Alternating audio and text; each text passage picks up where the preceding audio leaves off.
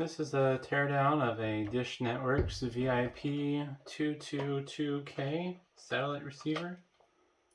It's a dual tuner receiver, and I don't really expect this to be particularly interesting for myself, but maybe it'll be interesting for others. It's probably a little too close to the camera. There's a bunch of screws in the back I'm going to be taking out. I'll flip this down.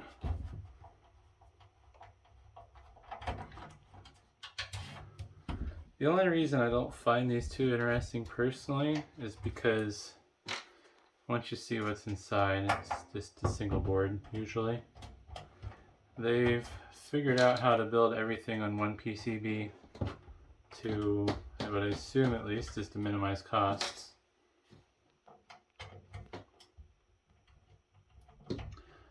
Sometimes the ones that are dual function and can do DVR recording, those are kind of slightly more interesting, but mostly because it's always a game of how big of a hard drive is going to be in it, which usually ends up being 500 gig.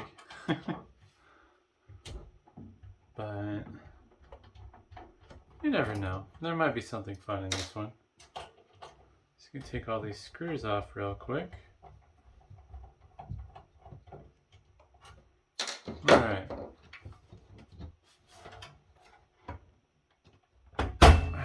Stubborn.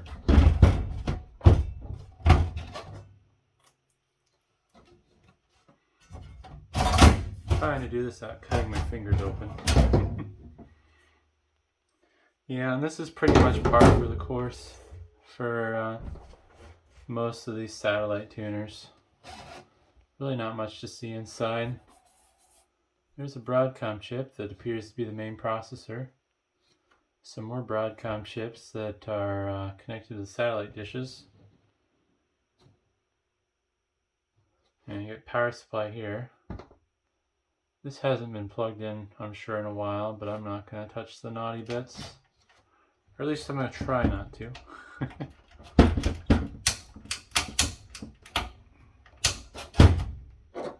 Stick my conductive screwdriver next to the naughty bits. There we go.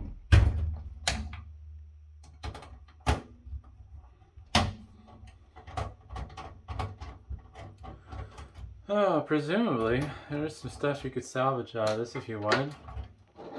Like this cord. Not a very nice cord, it's pretty low gauge. I'd be surprised if that's more than 20.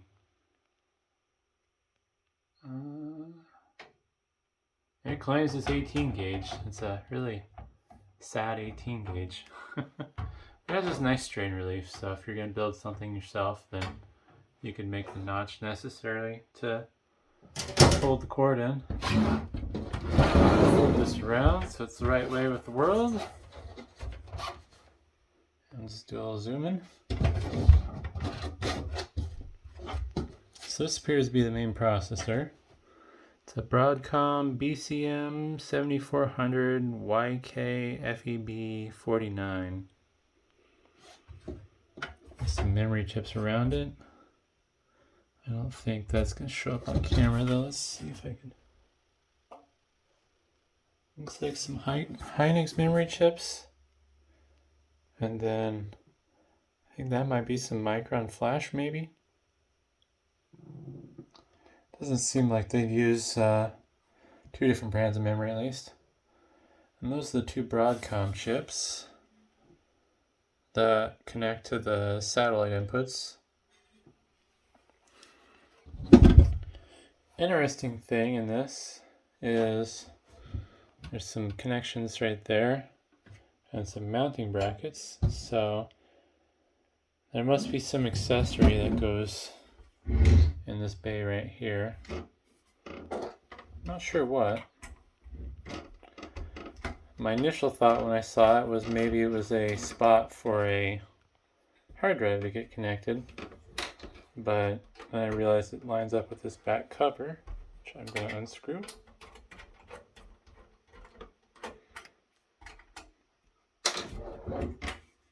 And that just kind of flips on out.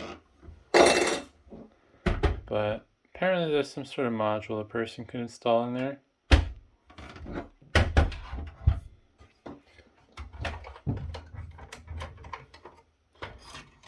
And it has your usual smart card with, I guess, your account information or something. I don't know what they use those for, to how they identify you as a customer.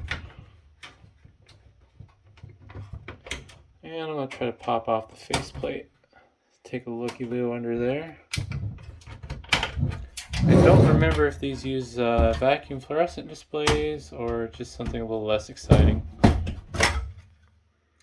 And nothing to see there, apparently. I guess it doesn't have any displays, so it's just going to be a bunch of LEDs. Just some different color LEDs and some switches. See if we can pop this out. These are definitely built on a budget. Everything's meant to be snapped together. Quick assembly. Funny thing is, I don't think these things are cheap. I think if you're a customer, you pay quite a bit for them. But yeah, this is a really old school looking PCB. Used to everything having the green solder mask on it. But just a bunch of buttons.